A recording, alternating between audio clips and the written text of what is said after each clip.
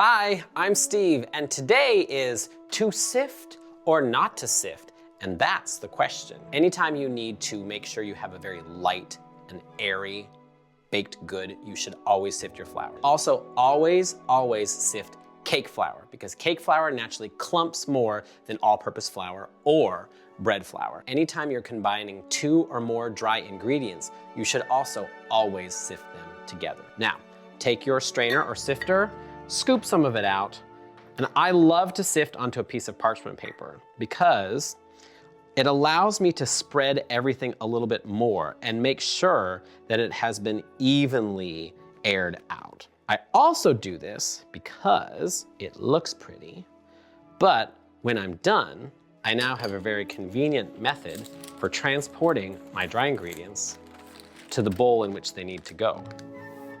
And that's just the tip. I hope that helped. Like, subscribe, and comment below. Let me know, what tips do you need?